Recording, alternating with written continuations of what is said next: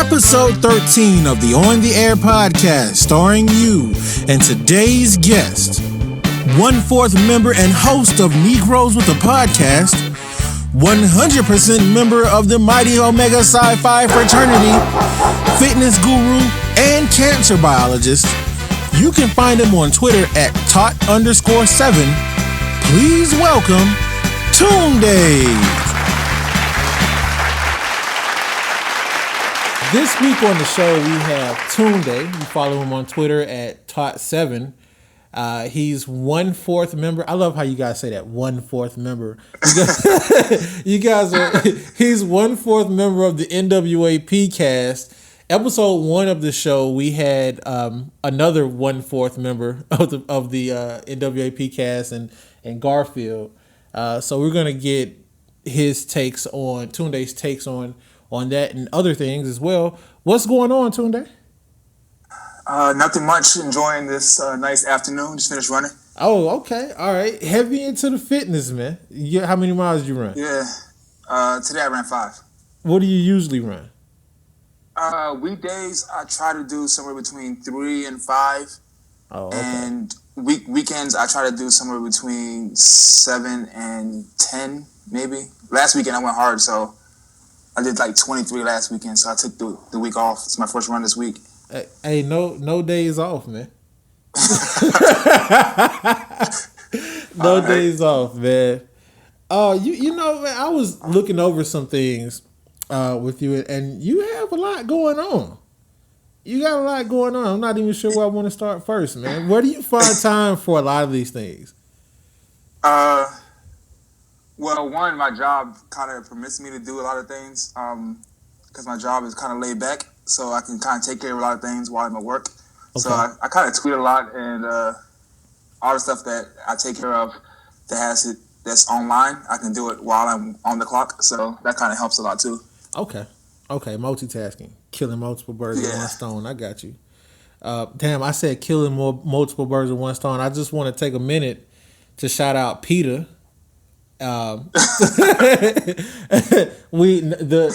animals or birds were harmed in the making or filming of this podcast. So, all right. Well, that's what I mean. I kill a lot of mice during the day, so.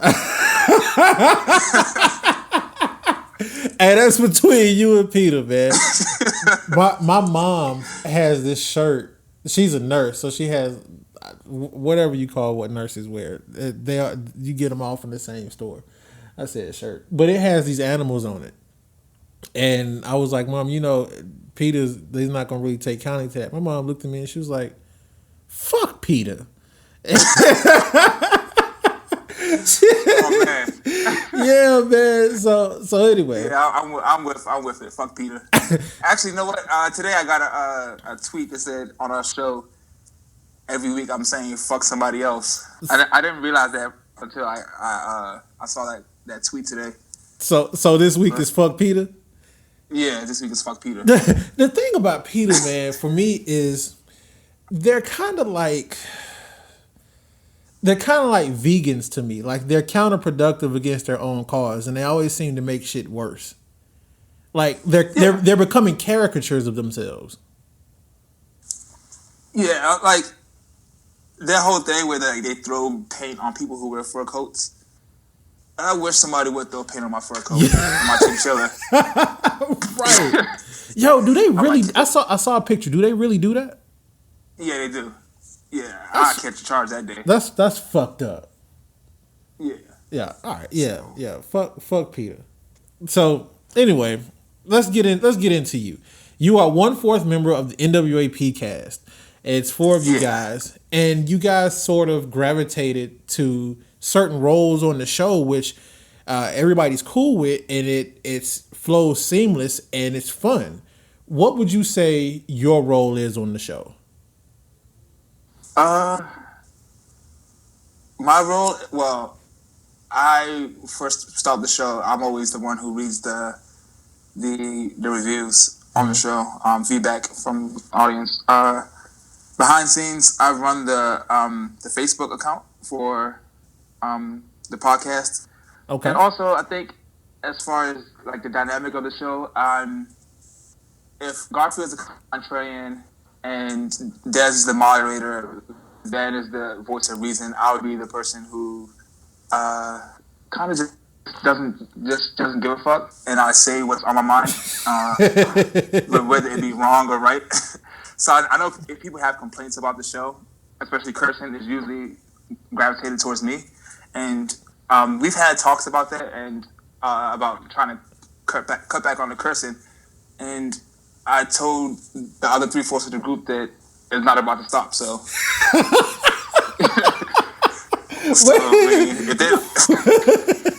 if they don't like it, they can, I'm not saying that I don't appreciate them listening, but I'm not about to stop changing the way I talk because of a couple people.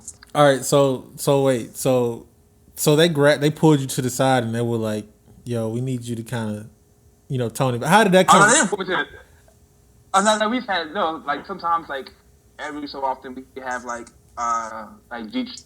Google Hangout sessions where we talk about where we want to take the show and ideas that we have to upgrade the show and who we want to invite as guests. And so just reading feedback from the emails we get, like 5/5 was just saying he thinks that, he got a couple emails saying that people think that we curse too much, mainly me, because I'm always saying fuck somebody, whatever. But fuck them too. So on this, what did you say on this week's episode? You said you were talking about burning down, not you burning down church, but churches being burned down. You was like, you got to be a special type of asshole to go around and burn churches, and I had to pull over, man. I was laughing so. Man. Yeah, man. Like, man. I think that episode I was like, fuck Nikki Haley and fuck all the Fox News correspondents. You gotta. So you might as well just have your own little little segment. Tunde fucks.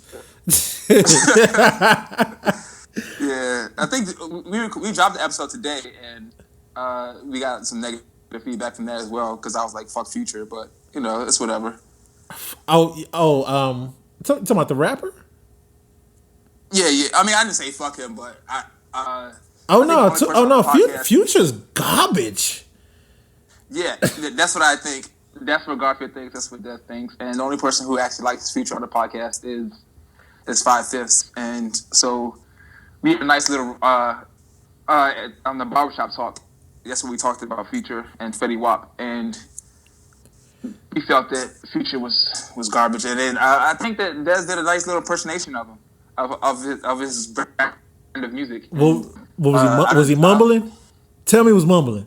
Yeah, it was a lot of mumbling. and I don't think a lot of people took the Connie to that. The Future Hive. No, man, Future raps like he forgot to spit out his snuff. His dip. Oh, he's so bad. Tell us a little bit about the show. So you mentioned the segment you guys do, the barbershop talk. Tell us a little bit about that and other segments you guys might do. All right, so when we first started the show, each week we have a Google Docs where we come up with ideas about what we want to discuss on the show, and usually it comes down to the last minute where we're like, okay, before the show, we say, hey, what do you guys want to talk about this week? And then we just pick somewhere between 3 and 4 topics and try to spend anywhere between 10 to 15 minutes on each topic. And usually it's stuff that's in the news or current events. And we just give our take on that. And then Des, who's the moderator, he just gives a rundown of it, and then he asks somebody to lead a discussion on it. And then we take turns, giving our thoughts. And then at the end I came up with the idea for barbershop talk because I felt like at least the first couple episodes, they were really heavy-handed topics. Mm-hmm. So I wanted to introduce a segment on the show that would be more lighthearted, like something that you would hear in the barbershop. I know most of our listeners are women, mm-hmm. and we want to give them an insight of things that you might hear in the barbershop. So sometimes it'll be sports, sometimes it'll be relationships scenarios, and sometimes it'll be music. Like I know one time we did we talked about Outkast one time. We talked about Kendrick Lamar. Mm-hmm. One time we talked about The Cut, which is like this kind of, I don't know if you know, like it's a certain haircut that white women get that you know that they like black men. It's like a little short bob. so that was a segment one time. This past one we talked about Fetty Wap and Future. I think our most popular barbershop talk was the chicken draft. Oh, the chicken joints. Yeah, yeah. We talked about our favorite fried chicken spots. Yeah. I remember that one. That's how we kind of break down the show, though. That's dope. Where did you grow up? I was born in Washington D.C. and at Howard, and I lived in D.C. Until I was 7, and then 6, and then my parents moved like literally down the street to PG County, and so I spent the rest of my childhood in PG County. Okay. So grew up in the DMV area. And you say you went to Howard? No, I was born in Howard. Oh, you were born in Howard. I'm sorry. What college did you go to? I went to a school called University of Maryland Eastern Shore. I don't know if you heard of it. UMES. It's part of the MEAC. So we're in the same conference as Howard and FAMU and North Carolina A&T. Yeah. And Morgan. Yeah. How did you settle on them? So it's a funny thing is, like, my parents didn't want me to go there. Neither did like my guidance counselors, because in high school I had really good grades and I had decent SAT scores. So I had a couple scholarships to different schools, like University of Maryland, the big one, College Park, Temple. I had like a partial to Princeton and just different schools like in Maryland. So I had my heart set on going to an HBCU. Mm-hmm. So my top 3 choices were North Carolina A&T, which was my first choice, and then my second choice was Hampton and Eastern Shore. So A&T, because I was out of state, they gave me a partial scholarship, so I didn't want to pay for school at all. So I crossed that off my list, and then it came down to Hampton and Eastern Shore. And so it came down to my visits, and like Hampton had like, when I went on my visit, they had like this air of pretentiousness that I didn't like. Yeah, so they were like, so and so went to the school, and you'll be walking in their footsteps, and we have the greatest campus, HBCU, and I'm like, I don't like it. It seemed really bougie, so I didn't like it. So then I went to Eastern Shore, even though it was less known. I felt like they rolled the red carpet out for us.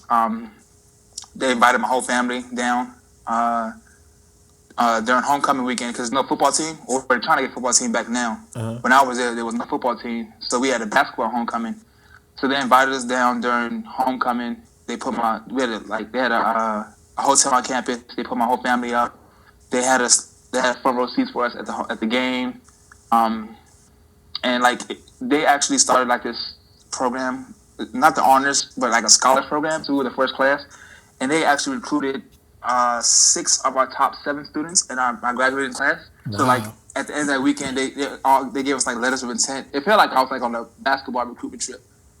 So I like right then that day I signed my acceptance letter.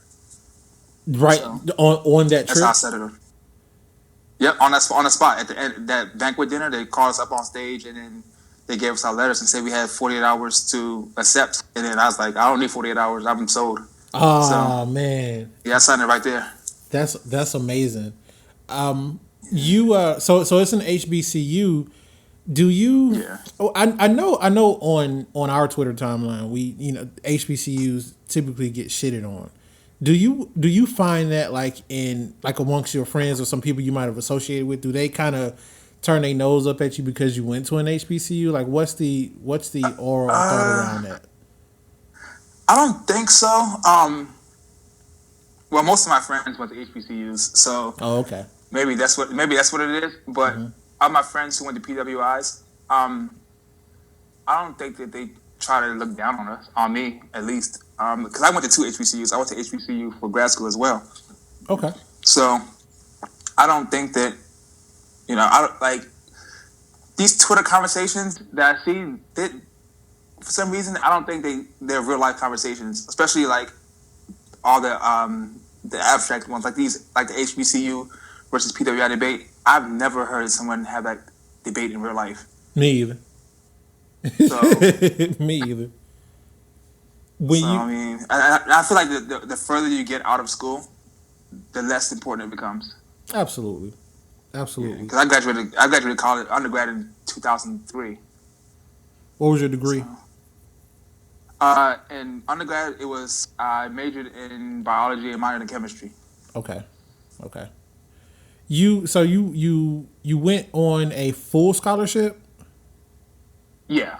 What was it a sports scholarship or an academic scholarship? Nah, it was academic. Oh, what was your GPA? Yeah. Graduating, it was like a 3.6. Okay. All right, cool. Cool. Yeah, so I think I have to keep a 3.3 to keep my scholarship. How hard was it to find a job once you graduated? So, my plan was to go straight to grad school right after undergrad. So, like, I got accepted to grad school right after undergrad, and then, like, maybe a week and a half before I was supposed to leave, because I went to grad school in Nashville. Okay. I was supposed to leave, and then my younger brother, one of my younger brothers, he got like in a really bad car accident. Like some lady had like a seizure. Damn. And like basically put her foot on the gas while she had a seizure and ran through a red light and T-boned him and like hit him in his door. And so he was like in a coma for like a couple of days. Wow. So I ended up deferring my admission to the school. So like I took a year off from school. So I had to find a job, and a bachelor's degree in biology really is nothing. It's basically the equivalent of a diploma. So they were trying to pay me like minimum wage. So I ended up getting a job with the government that year I took off. Mm-hmm. So, and getting that job was kind of hard. All I got it was because I knew somebody who worked at HUD. Well, these days it definitely has a lot to do with who you know. So yeah, definitely. So I was happy to go back to school after that year off. Did you pledge? Yeah. I pledged my junior year in undergrad, Omega Psi Phi Qs. Okay, all right. Wait. so the Qs You the ones be doing all that barking. Yeah.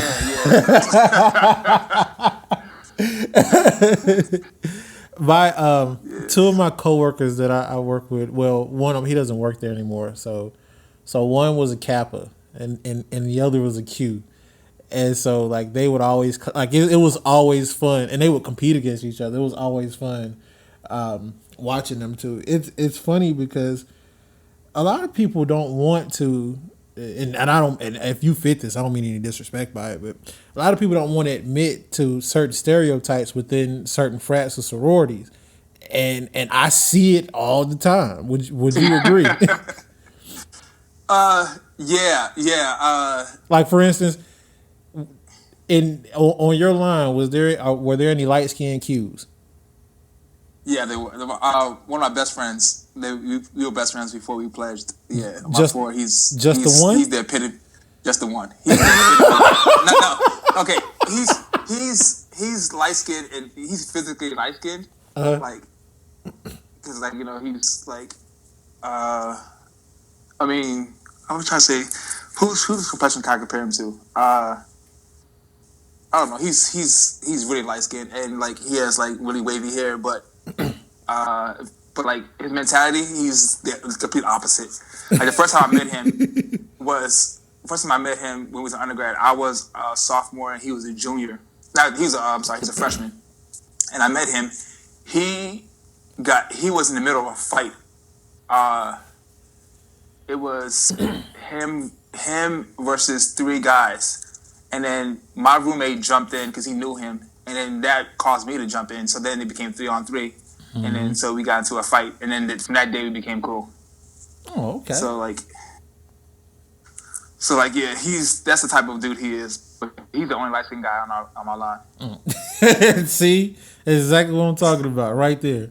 I speaking of Q's, the headquarters is not far from my mom's house, and I live in Atlanta, so it's in Decatur. Yep. Decatur, Georgia. Yep. Snapfinger.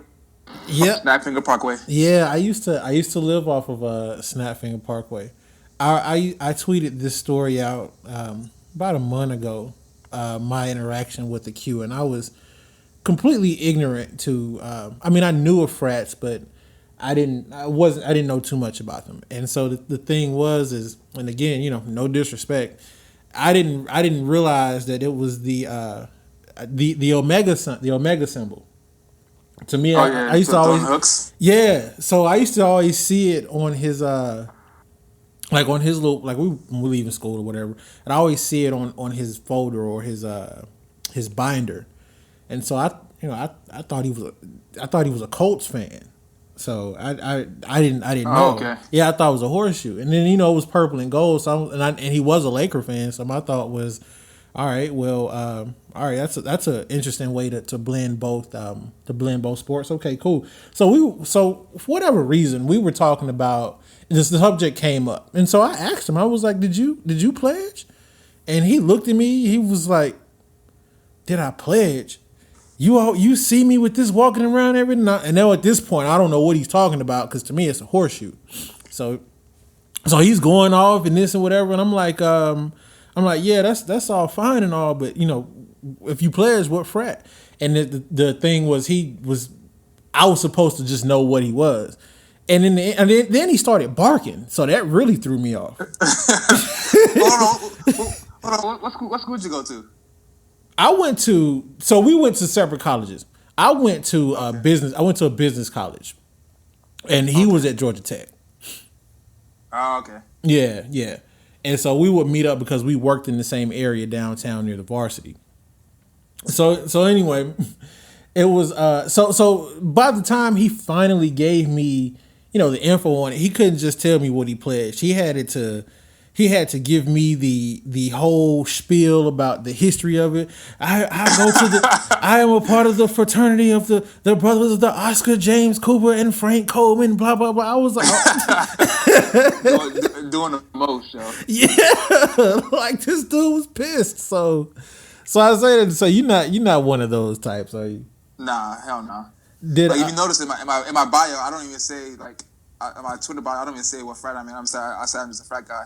Why did what made you pledge? What made you pledge, and why did you choose the esteemed Omega Psi Phi Fraternity? All right, so everyone has this story, like my dad was a Q and his dad was a Q and his dad was a Q. I was the first one in my family to pledge. Probably my brothers aren't going to pledge anything.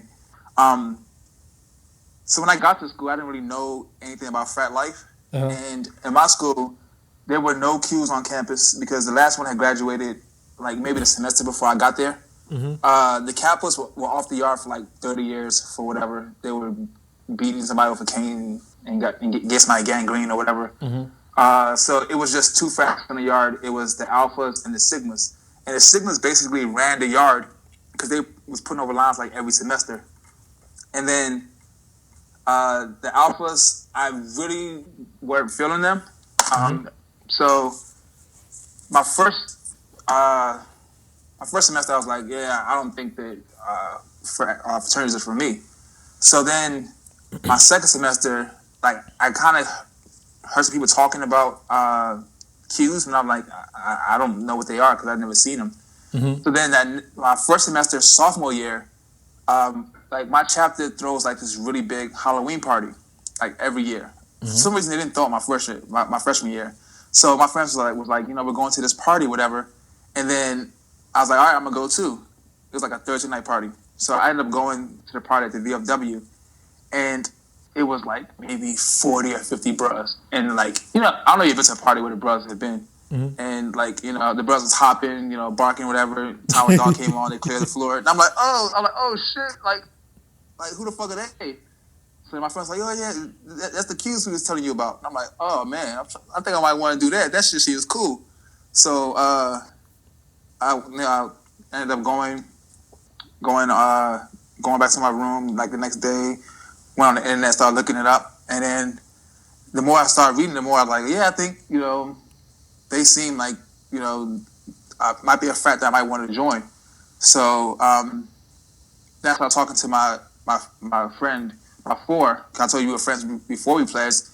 Now he's the one who's, you know, dad and granddad and all his uncles are all Bruhz, so he knew everything about the Bruhz. So like I'm getting information from him about, you know, who I need to contact, because there were no cues on the yard, so I had to call, you know, people who weren't, you know, on the yard anymore to see, you know, how I can get down. So, and then when I came out, everyone was surprised, because everyone thought I was going to pledge Alpha because you know, because I'm African or whatever, and just like for some reason, like a lot of Africans pledge Alpha. I don't know why. See what I'm saying? So I was like, yeah. So that's how I became, or I got interested in being a Q or whatever. So of course when I went to the interest meeting, I had to lie. I said, they asked me why I wanted to be a Q. I was like, yeah, you know, I like your community service projects, and I want to help the community. Nah, hell no. I wanted to hop and bark and all that shit. But so, you know, all the other shit came afterwards, though. What was there? So when you say you went back and did some reading, what was the one thing that you saw was like, you know what, I'm sold? I would say that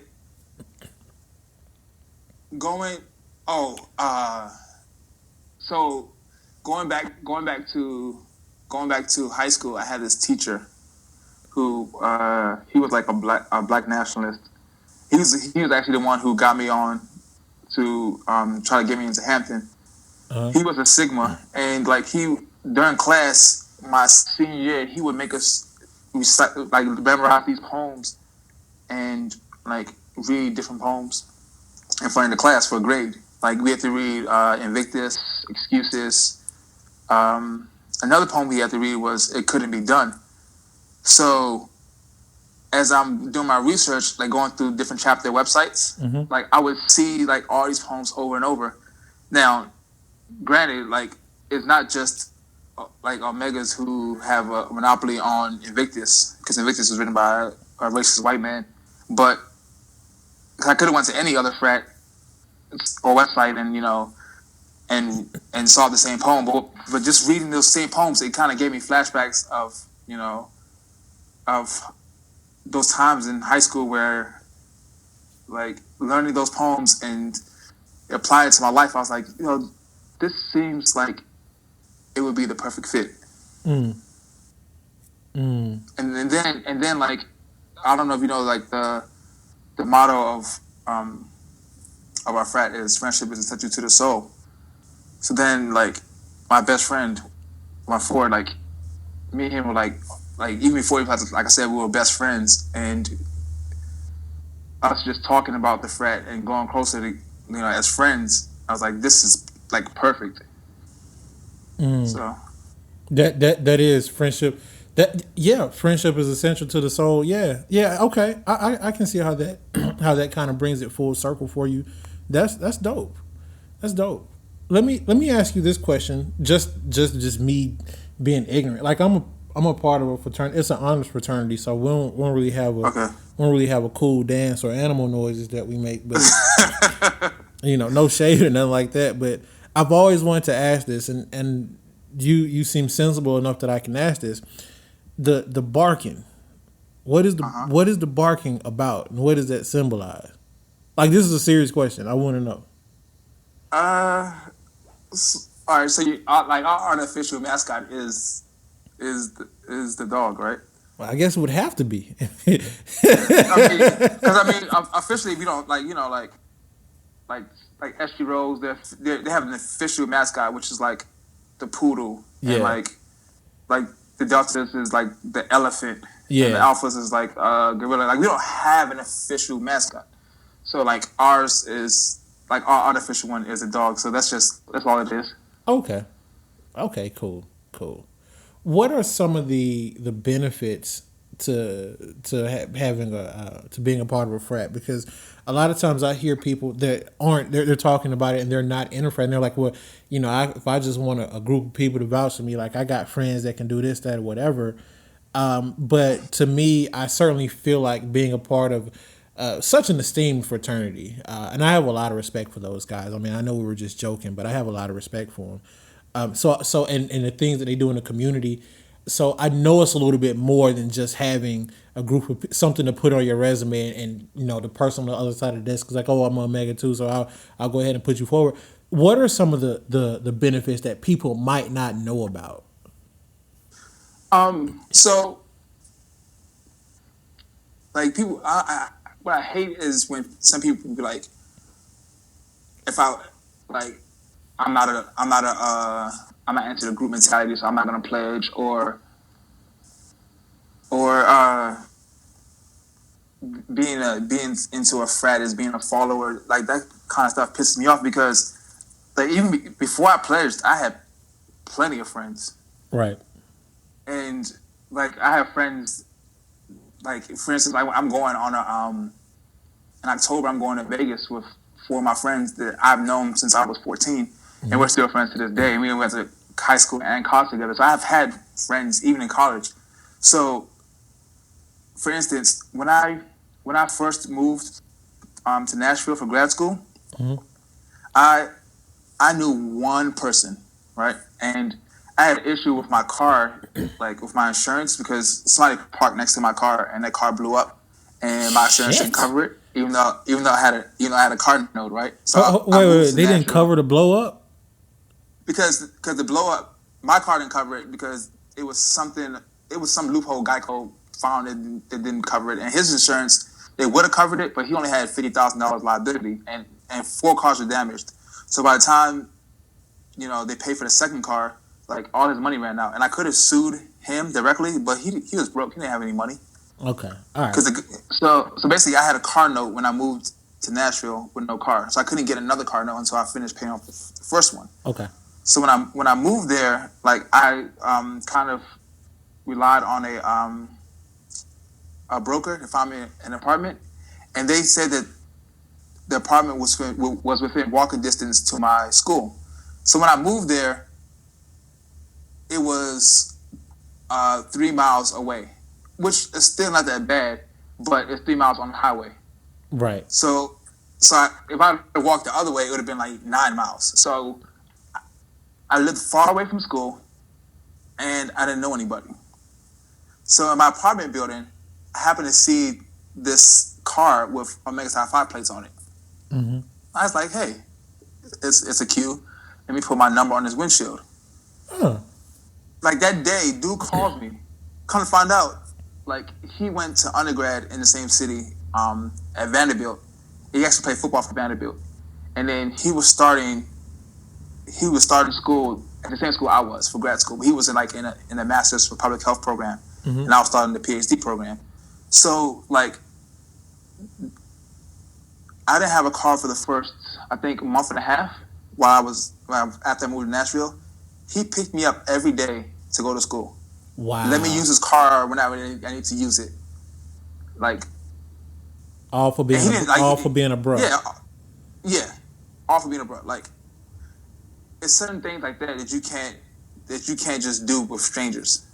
And like, we had a 10-minute conversation. That's all it took for him to be like, you know what, you're cool as shit, and I know that we like have certain things in common, whatever.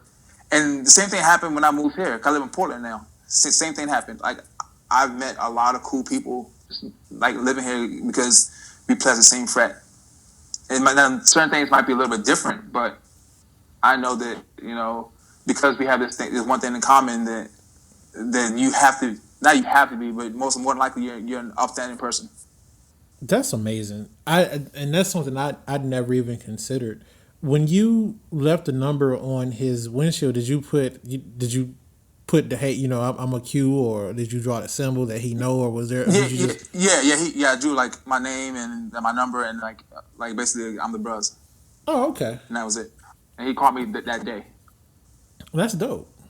That's dope. Yeah, Yeah, that's definitely a different take or a different spin on what people may think about, and it's such a small thing, but it's a huge thing at the same time. So that's yeah, great. That's great.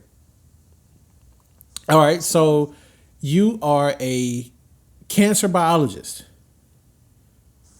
yeah. By cancer biologist by training. by That's what training. yeah. That's I say that because that's what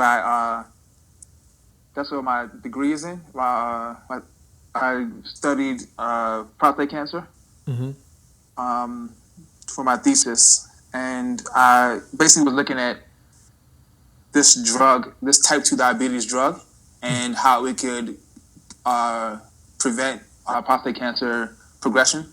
Mm-hmm. So, but now, the job I work at now, I work on alcoholism, and the reason why, and so I work in neuroscience now. So the way I was able to make that jump was because for my thesis I worked on this protein called CMYC, Mm-hmm. and so basically that type 2 diabetes drug, it was able to degrade this protein called CMYC, and that protein is involved in progressing the prostate cancer. And that same protein can also has also been linked to alcoholism. So it's when people drink, it's increased in certain regions of the brain. So I'm still studying the same protein, but just in a different organ with a different disease. Wow. Wow. So That's big. Let me ask you this.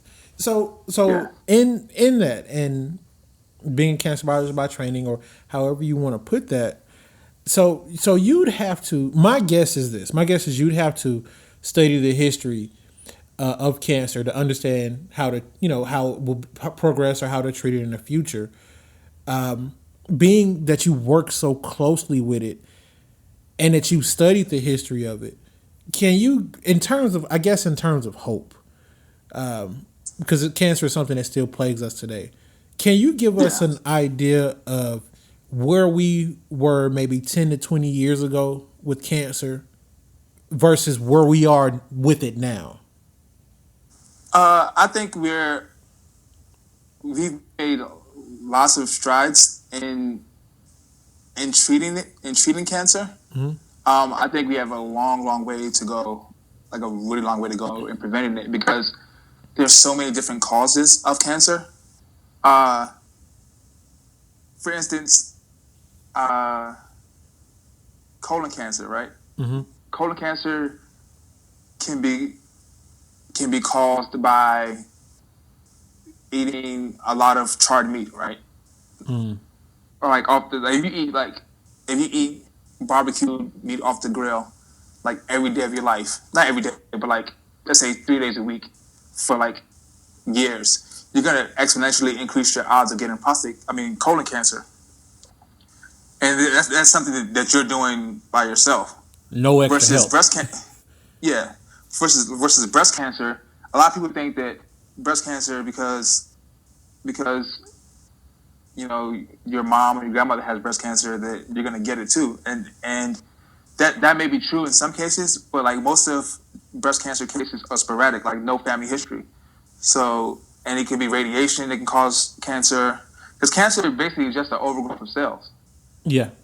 So it could be that cells are growing too fast, or cells are not dying fast enough, or just one gene is being synthesized maybe just a fraction of a bit too fast. Mm-hmm. So it's kind of hard to say that we're ever going to find a cure for cancer, but I think that the treatment is where we're going to save the majority of lives, and one that comes with like with most cancers, early detection. Some cancers, like no matter what, you're not going to be able to stop it because some cancers are inoperable or untreatable. Mm-hmm. So, like for instance, when I studied prostate cancer. If you catch prostate cancer in stage 1, like you're gonna live a long, healthy life, no matter what age you catch it in, because all you have to do really is remove the prostate, and you can live without your prostate. Right. Or you can, and then like, or you can, take out your testes because they provide the androgens to make the prostate grow. Mm-hmm. Or you can like do radiation. You can. There's like so many different treatments now that we didn't have like years ago. So I think that's where like we're gonna save the most lives. Have you seen anything that inspires hope in anything that you've done in studying cancer? Because like it's so many people that it's affected by, and I know so many people. I know people, and I think most people know somebody that they've lost to cancer, and they may have lost hope. In your studies, have you seen anything that inspired you? Or was like, you know what, we're a long way from it, but we're gonna be okay. So when I was in grad school, like every year we would have this partnership that we have with I went to Meharry Medical College, and it's basically like not even 10 minutes away from Vanderbilt. And so we have this thing called the U54 Cancer Partnership Alliance. Mm-hmm. So every year we have like this big conference where people will come and give talks, and we do poster presentations of our research. And like we also have like this, each morning is like a 3-day conference, and each morning we have a panel session where survivors get up and talk. And I think that's the most inspiring thing. The most inspiring thing for me when I was still studying cancer was seeing people who like would get up and say, well, I was diagnosed with stage 4 prostate cancer, and it was like a long, hard road, to fight this battle. Because like I said, you can live without your prostate, but once it metastasizes, like it's going like to your bones, and like the primary side of metastasis from prostate is to your lymph nodes and to your bone. Mm-hmm. And once it does that, like once it gets there, it's really, really painful. So this guy got up and he was telling like how much pain he was in, and how many times he wanted to give up and just basically take his own life. And he thought about his family and how his doctors had all this hope, and they never gave up on him, and he just fought. And he was like, yeah, and that was 8 years ago. And I'm sitting here today, I'm cancer free. Wow. So I think things like that, still give me hope, even though like certain cancers, people don't have that much life expectancy with certain cancers, but you have to look towards the people who are able to beat it. That's amazing. I enjoy hearing things like that. What's the most amazing thing that you've seen or learned in your time as a cancer biologist? Finding out that I like, for my thesis, I was studying these class of type 2 diabetes drugs called they were called thiazolidine diones, or TZDs for short. Mm-hmm. And they're like synthetic drugs used to treat type 2 diabetes.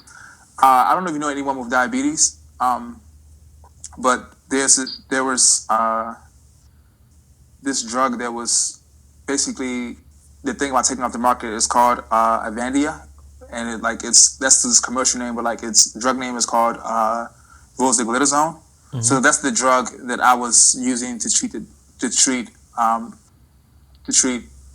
my prostate cancer cells. But those are synthetic drugs made in a lab. Now, one of my friends, she studied colon cancer, but she studied like more natural drugs. She studied resveratrol, which is found in red wine. Mm-hmm. So basically, there's been studies done where people, if you drink a certain amount of red wine per day, you can like drastically decrease your chance of getting colon cancer. So I think that's really interesting to me, is the natural remedies that you can use to prevent your odds of getting cancer. Another one is curcumin, which is like in spices. Mm-hmm. That's another one as well that I've seen a lot of studies on, and hops that's in beer. So I'm actually trying to prevent my prostate cancer now by drinking a beer. Okay. All right. Cool. That is amazing. That is fascinating. Who would you say may have been the biggest influence on your career choice? Your mom or your dad?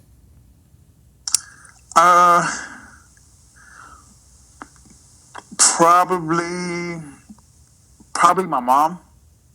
Okay. I wouldn't say that not my career choice, but just like my progress through school.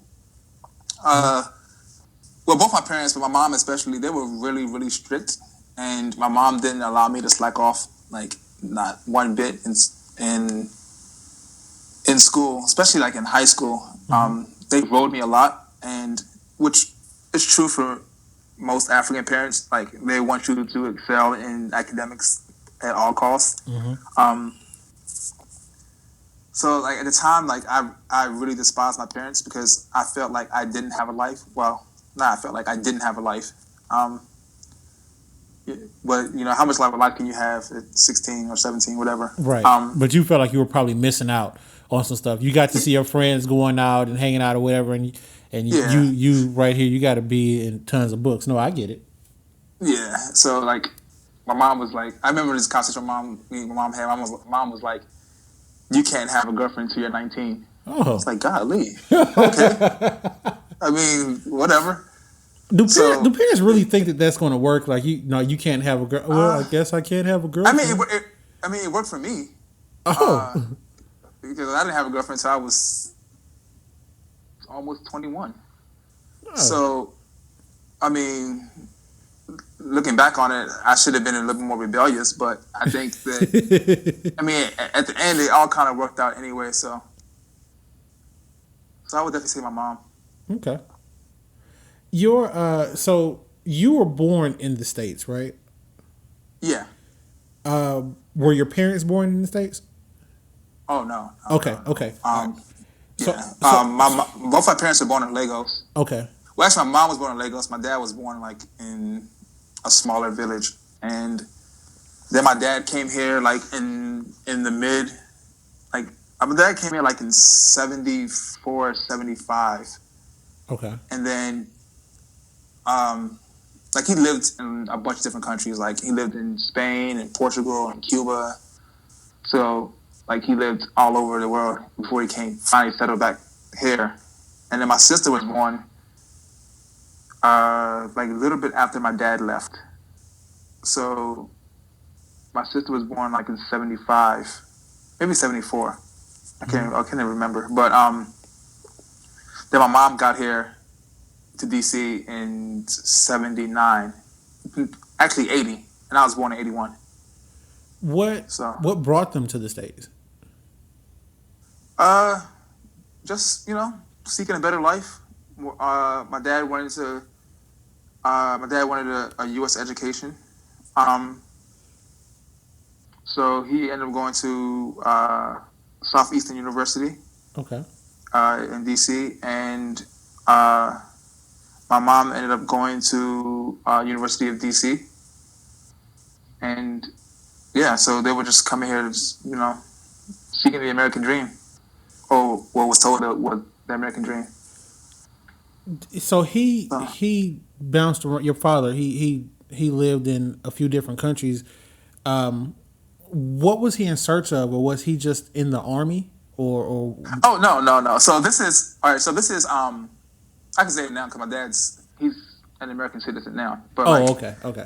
So like back in those days, it was easier to come up into this country legally, like through that way, instead of taking a boat straight across the ocean, which he probably would have got caught.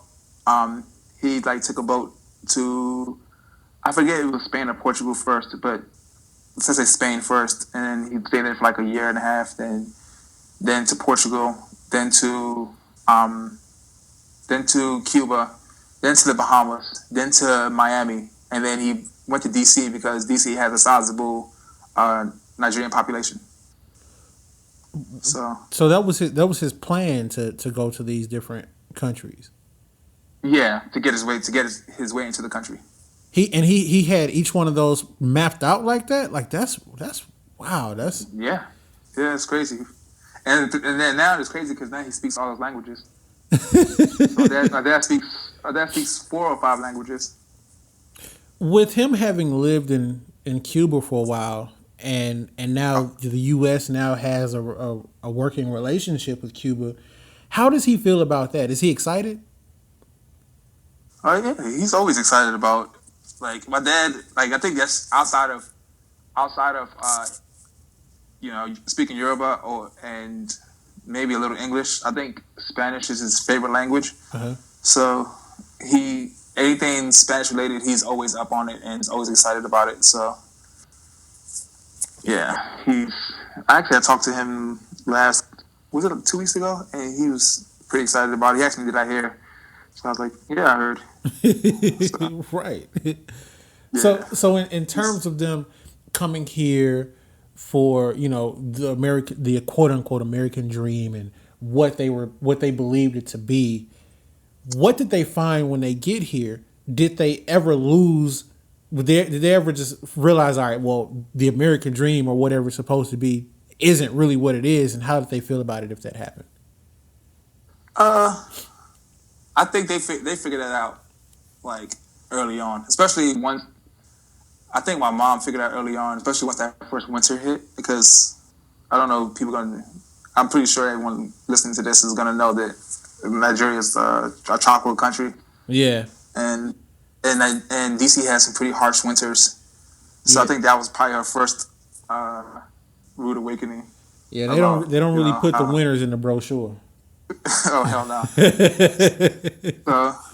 So yeah, like even though my parents both have college degrees, we still like my dad got his degree in accounting, and my mom was a nurse before she left Nigeria. Okay. So she came here thinking that like a lot of her maybe certifications, because once my dad got his citizenship, it was easy for him to bring my mom over, and she took a plane over. So it was her and my sister took a plane over, so they didn't have to deal with all that other bullshit. So she was thinking that because she was already a nurse, like a nurse with high ranking, that she could just come over and get a job, pick up where she left off. Yeah, maybe not where she left off, but maybe pass a few certifications and then go from there. But basically, they try to make her start all over again. Oh, so, man. yeah, so my mom got pregnant with me really quick. And then, so my sister is like 8 years older than me. And then she got pregnant with me maybe like a year later after she moved here. And then she got pregnant again with my younger brothers. They're twins. Like, they were born 20 months after me. So then she has 4 kids. And she still hasn't completed her degree. So, like we basically grew up like we weren't poor, but we were definitely lower class. So they figured out very quickly how the American dream goes. Wow. Especially like when you're like, it was one thing being black, but then when you're black and you have a different sounding name, it's really hard to get jobs. Especially if you think about it in the 70s and 80s. Yep. So they figured out really quickly how it was. All right. Well, and how are they feeling now? Like they've of course they've made their way now, but they've made their way now. So my parents are divorced now. They got divorced when I was 20. So that was 2001. So they're both doing pretty good now.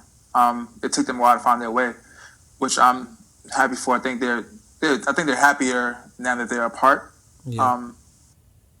So they just want for us to learn from their mistakes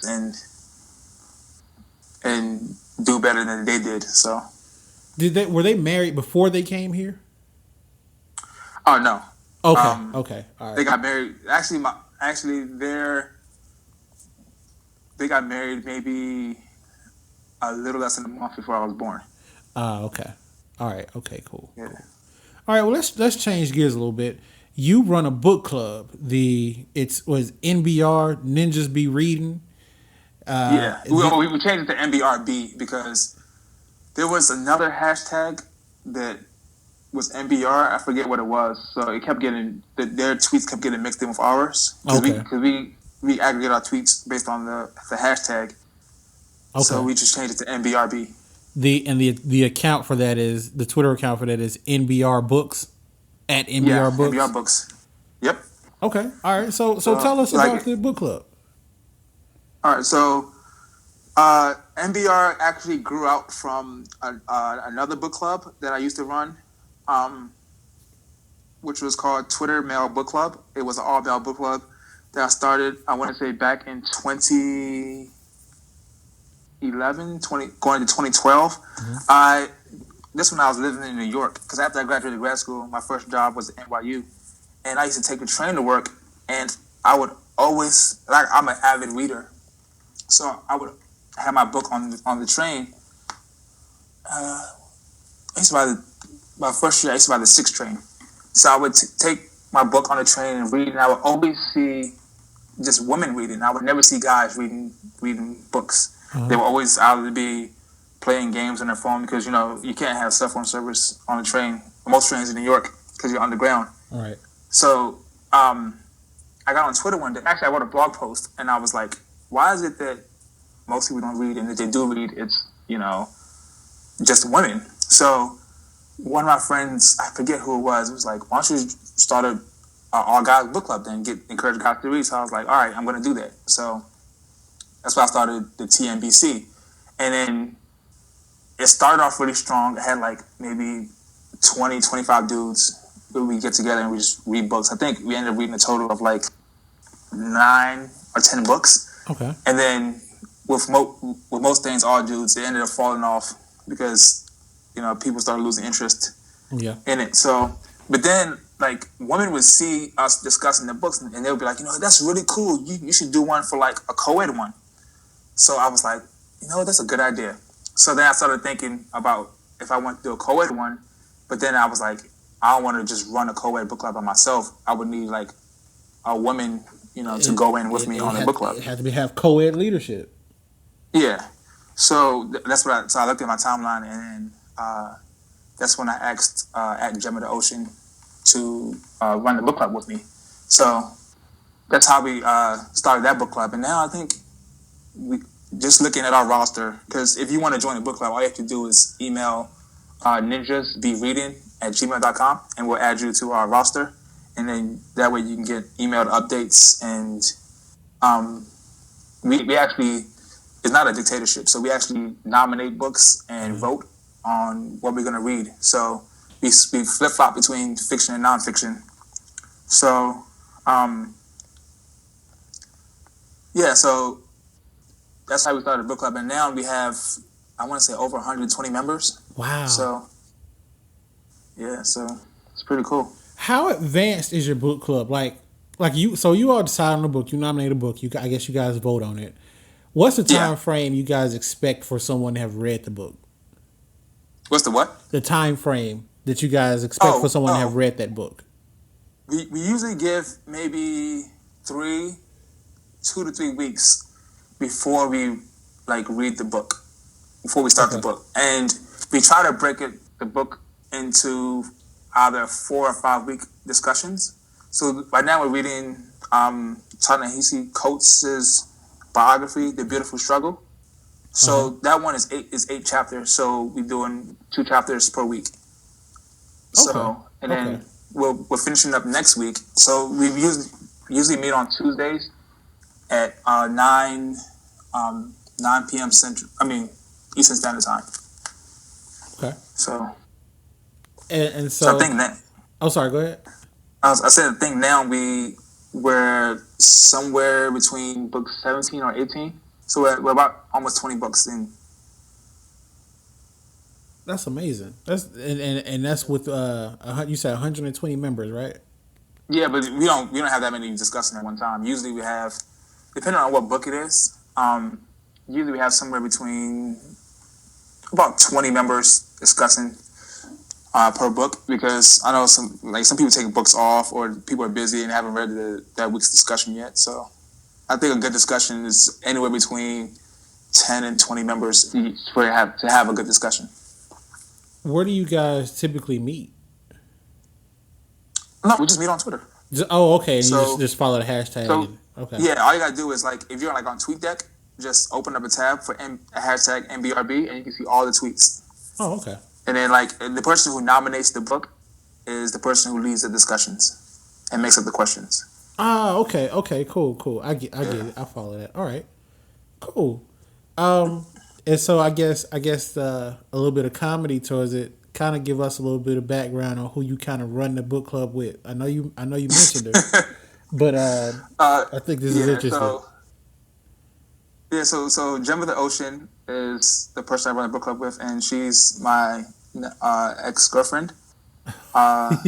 So that's actually how we actually became involved through the book club. I guess that I say that I was looking through my timeline to see who read. That was also my end, I guess. So basically what you was doing was you was creating your own shot. Yeah. You was creating your own shot. Top, but I wasn't. But I was if I missed, I'd have been I was just trying to start the book club. What are you talking about? So that's how that happened. So where down the line you guys end up splitting, but you guys still run the book club? Yeah, we do. How is that awkward? How does that work? Was there a period of time when the book club was kind of down because y'all were trying to figure things out, or do other people know that you guys were together? How does that work? I'm pretty sure most people knew we were together, and we didn't miss any time. No, I mean it's not really awkward because it's not like we, have to, sit down and plan anything. Everything really runs pretty smoothly. We both have access, to the email accounts, the Goodreads account, Twitter account. So, I'll, lead, put together the voting stuff for one book, and she'll do one for another book. So it's not awkward at all. And yeah, I mean, let's say it was a business, right? We wouldn't let that affect, the bottom line, which is, having good discussions and reading good books. So I wouldn't want that to get in the way, whatever we have going on to get in the way of other people who came, for good, good discussions. That's good. So it's still peaceful. And I imagine you guys are still friends in that regard. Yeah, in that regard, yeah. Okay, cool. No, that's great. I'm glad to hear that. I'm going through the list of books that you guys have, and this one was not even aware it was out. Just shame on me. But Questlove has a book that you guys have on that list. Have you taken the time to read that book yet? Yeah. That was I think we read that summer of 2013. And yeah, summer 2013. For those listening, the name of that book is Mo Meta Blues: The World According to Questlove by Amir Questlove Thompson and Ben Greenman. What's that book about? It's basically about his life. It starts off his childhood, and he takes us through how his parents were and how his parents were. I forget the band his parents were in. His parents were also musicians. Then talks about him and growing up in Philly and how he met Black Thought and how he got into Roots and how they made the band, and he talks about Scott Storch and all that, and then he talks about different people that he meets as being in the Roots. He talks about meeting Jill Scott and Erykah Badu and he has a really crazy story about Tracy Morgan. He talks about his the stories tell about Tracy Morgan. It's fucking crazy. They talks about the present with Jimmy Fallon and all that. So so this book is it's, recent. yeah. It takes it all the way from his childhood all the way to, I guess, when they first started Jimmy Fallon. I think like the first year on Jimmy Fallon. So it's a pretty good book. I'm still blown away that Jimmy Fallon has the Roots as his house band. Like the first time when they announced that was like the Roots. I was like the Roots. Like Questlove the Roots. Like yeah. So when I saw it, I was like, that's dope. Yeah, I am too. Like when I first saw it, I was like, okay, he has him as a guest band for one time. Right, exactly. But yeah, that's a come up for both of them though. Mm-hmm. Let me ask this question in terms of books. I'm gonna throw a scenario out there at you. So right now we know that between, at least in the U.S., between the blacks and the whites, right? There's heavy racial tension because of things that's going on. If a white person were to come to you and ask you for a recommendation on a book that they should read to learn about the quote unquote black experience, what book would you tell them? Black experience. So many.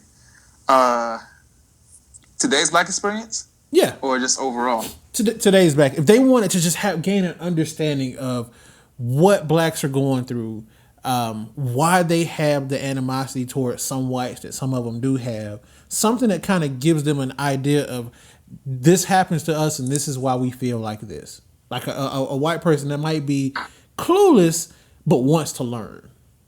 I got a book for you. Jasmine Ward. She has the book. She's a really good writer. She's not from Louisiana. She's from Louisiana, but I can't remember exactly what city. She's from Mississippi, Gulf Coast. And she has a book called The Men We Reaped. The Men We Reach? Reaped. Okay. The Men We Reaped. Yeah. So basically, it's kind of a biography about her life, but it intersects with different men in her life that have lost their lives. One of them being her brother, and they all died in different ways. And she talks about how like drugs, the influx of drugs into her community, and negligence on the part of just white people that have come across her friends and her family's life, how that has led to deaths of her brother, her cousin, and one of her male best friends. And it's really, really good. Like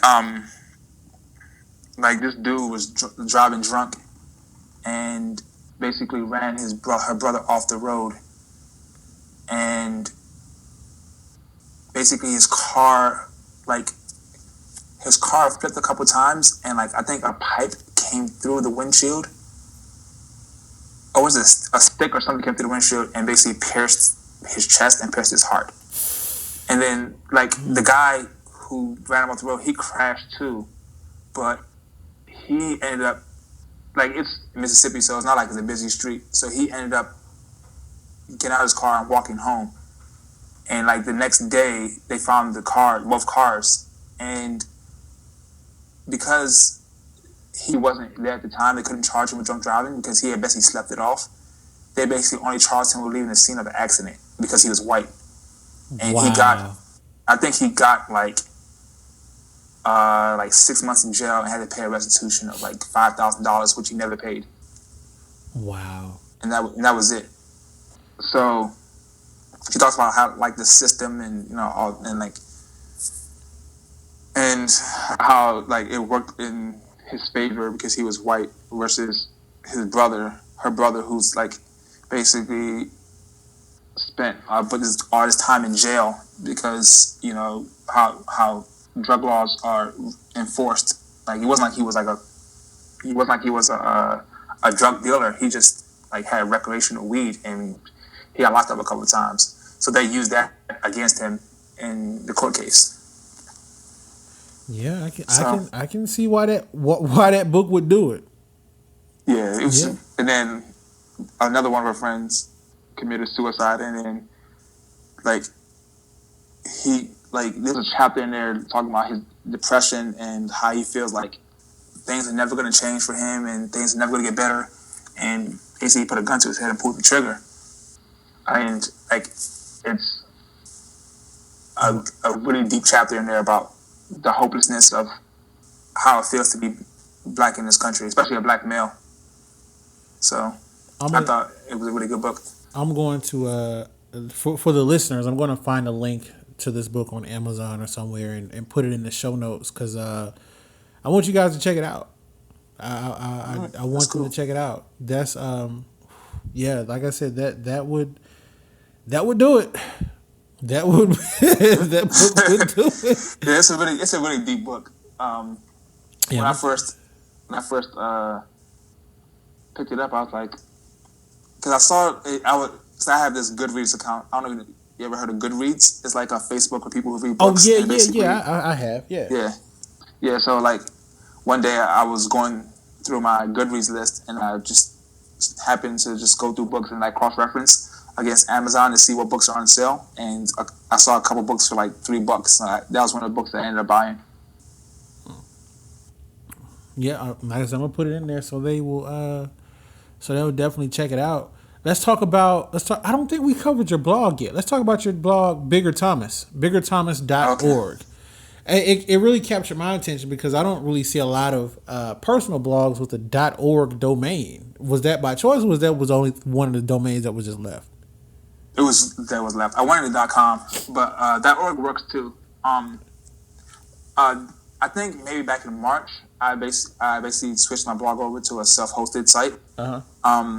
I've had, before it used to be biggerthomas.wordpress.com, and I had that for a while, and I was just like, it doesn't cost that much to actually host your own site.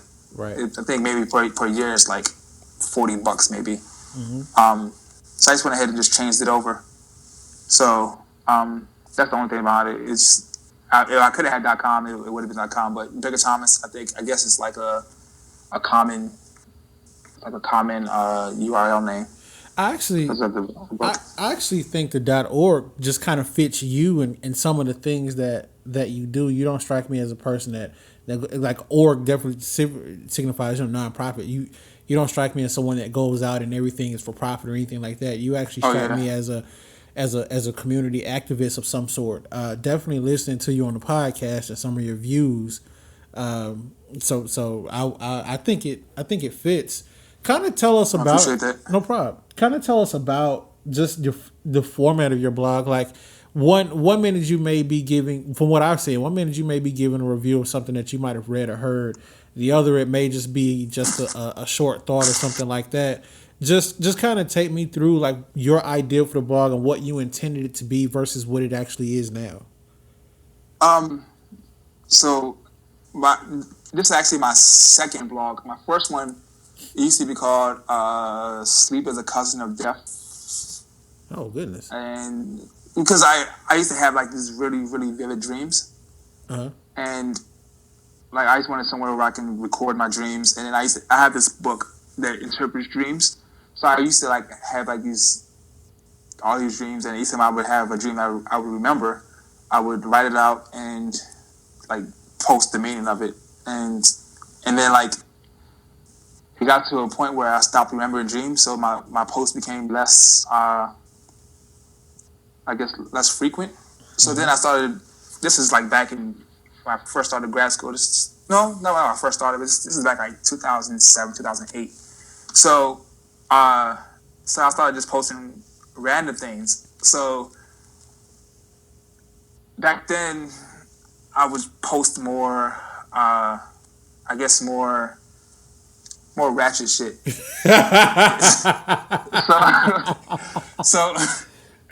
So I was like, so then after, as you get older and you mature, like you stop posting, everything that you think about. And you start putting more thought behind what you write. So then when I started doing that, I was like, maybe it's time for me to change my blog name. So this time I changed it to Bigger Thomas. And I changed it to that because my favorite book, my favorite author is Richard Wright, and the book he's most famous for is The Native Son. Mm-hmm. And that's the main character's name, Bigger Thomas. and it's name of the blog, the Native Son, and the URL is Bigger Thomas. Right. So basically, what I do is I try to write mostly by random thoughts. Like, for instance, I wrote a post about why I don't agree with the death penalty. Mm-hmm. And then it's usually when I'm writing something, usually I read something in the book and then I read something in the book and then it made me think a lot about it. Then I decided to put my words on paper. It was not really paper, but on screen. So with the death penalty one, I forget the name of this book, but it's a true story about this guy who was on death row in Louisiana, and he didn't commit this crime. Like, they say he murdered this woman, even though, like, I'm told this guy, he owned his own business. At the time of the murder, he was fixing his car in his front yard with the help of his friend. Mm-hmm. And also, in his front yard, he allowed his church members to host a fish fry. So there were at least 20 witnesses saying he was in his front yard all morning. And he was having an affair with this white woman that he called, like, basically he ended the affair, but the white woman's husband left him, so she got into cahoots with this other white guy who was no good, and he ended up killing this woman in this pawn shop.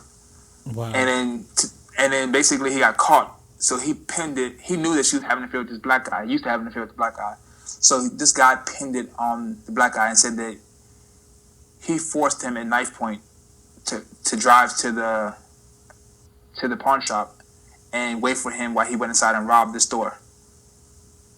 So basically, the sheriff of the town took that man's word for it over the black guy and the 20 witnesses that said he wasn't there, and basically put him on trial for murder. And basically he was on death row for like 20-something years. And the story is written by his lawyer. And it's a really, really good book. So basically I ended up writing a post about why I don't agree with the death penalty under any circumstances. And I asked a bunch of philosophical questions to people who think they agree with the death penalty. So that's how I kind of come up with posts. Like, and I read this other book about why there was segregation in schools, about how basically white parents were afraid that black men, with all their virility and their sex craziness, they will rape their white girls. So wow. I wrote a post about why I can't really date white women. And I put it like in a historical context. So that one didn't go over so well. I imagine it didn't. Yeah, apparently it's not cool to say you went date a certain race, but whatever. It's my preference. Right. Exactly. You also have a fitness site. Now this I did not know. Tell us about that. So this started back in 2013. One of my friends that I met in New York. So I used to run in high school and a little bit in college, and I ran and I played basketball. So I've always been I've always been fit, basically. Mm-hmm. And so, but after high school, I kind of got out of running.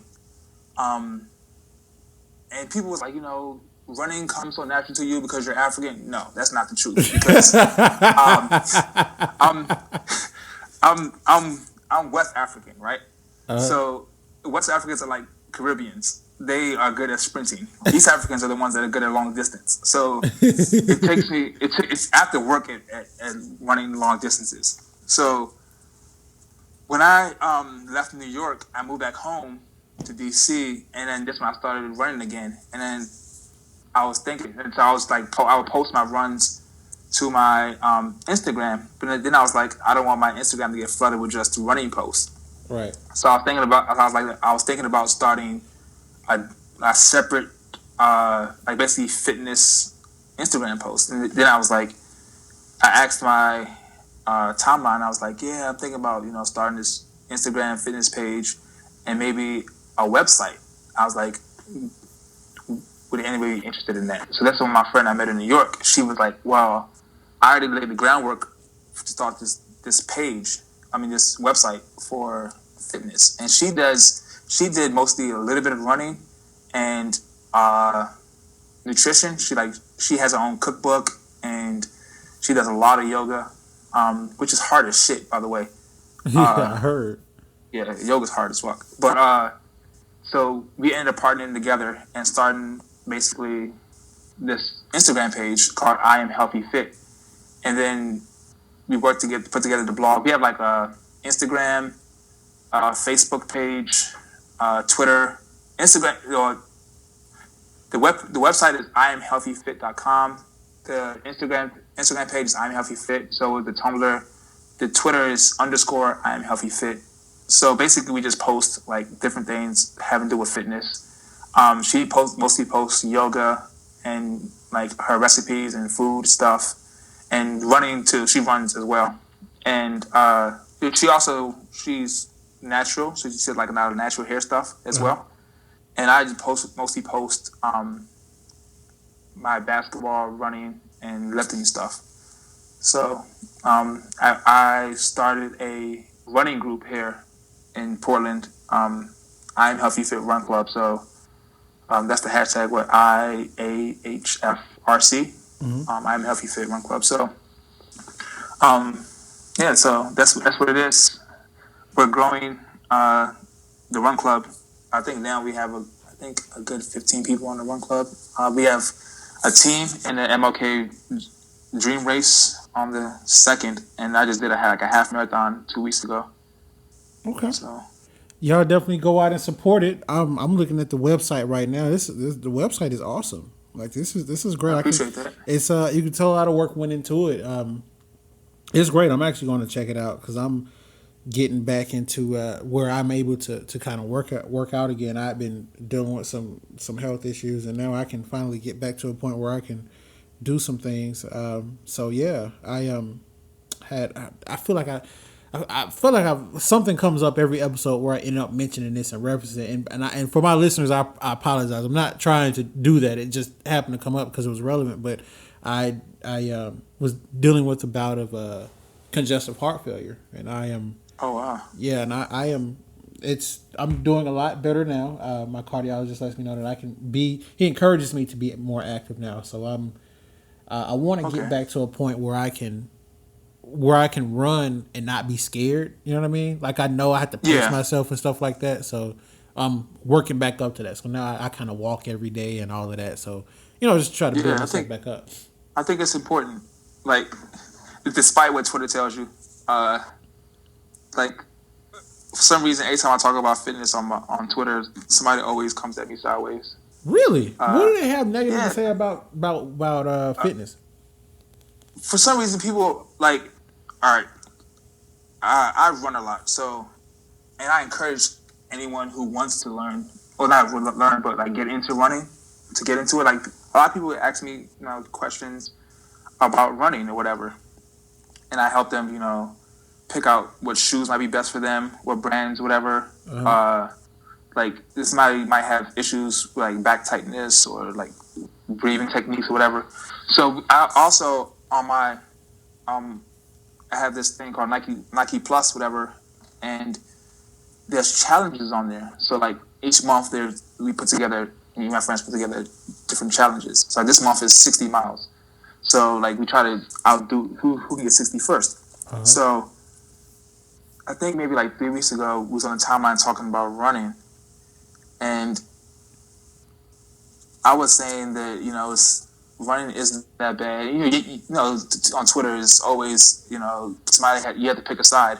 So so I was like, running isn't that bad, and people were like, running is terrible, it's the devil, or whatever. And then I think people were thinking that I was basically trying to show them up or basically shit on them because they don't run, and that was the furthest from the case. And then like 2 summers ago, I started like this 500 push-up challenge, right? And it wasn't like, I didn't say do 500 push-ups in an hour. I said in the span of a day, if you can get to 500 push-ups, that'd be great. And I don't think that's that bad because you can just do you can do clips at 50 10 times. Yeah. And like I would do I get up in the morning, I do 50. Before I leave out the door, I do 50. And I worked at the time I was working at the FDA, so I had my own office. So like maybe if I'm not busy, drop down real quick and do a 50, do 100 gym, do a couple before I go to sleep. So people were like, "Oh, you must not have no job," like, or you're tweeting from the jail cell because you got time to do all them push-ups. I'm like, "Oh, really? Come on, Like just say you don't want to do it, or just say you. I'm talking about people that don't even follow me, because people would like, "All right, I'm in it," and they would retweet it. You know Brandon. Yeah. So Brandon retweeted it. So Brandon got a lot of followers. So that's when people started coming for me, like answering my mentions. I'm like, I don't even follow you. Like, if you don't want to do it, you don't have to respond. Like, so. A couple more things that I want to cover. Well, really just one other question before we wrap everything up. How do you want to leave your mark on the world? What do you want people to know? What legacy of some sort? What do you want people to know about you once this world is over and done with? What do you want their takeaway to be as it relates to Tunde? So when I was in high school and college, by this age, I thought that I would already have like the Nobel Prize for like making some groundbreaking breakthrough in biochemistry, well, cancer. And I still think it's possible. I think like I want to, like 100 years from now, like in a perfect world, like kids will open up the science books and read about me. Like, this is the guy who came up with the technique to detect, like, if you were going to get cancer when you were born, and found a way to prevent that. And he saved all these lives. I think you can do it, brother. I don't think that's a dream. I don't think that's something that's outside of reach. I mean, you're already in the field. You're already doing things and working with things of that sort. I think you can do it. If you want it, I believe you can have it. I appreciate your faith in me. Yeah, I know. A lot of times it might get discouraging. You may go through 2 or 3 weeks, maybe months, where you feel like you may, in terms of research, you feel like you may be in the same spot. But that's when you go through things like that, you're still moving forward. Like I told somebody, I said, when you're trying to move forward and you progress, and let's say you fall flat on your face, well, that's still a progress forward, because even if you fall forward and fall down, you still moved up a couple of feet. You know what I mean? As opposed to falling backwards. You know what I mean? So definitely be encouraged, man. Be encouraged. I appreciate that. And I don't know if there's anything that I can do, but if there is, let me know. I will help spread the word or what have you. I'm here to support, man, because I think you can do it. I appreciate that. No problem, man. Hey, before we get out of here, give a couple of plugs. Plug the podcast. Plug some things you got going. The Twitter, email, whatever you want. Where you will be, where they can find you, any and everything, man. All right. Well, my Twitter is Taut7, TAUT_7.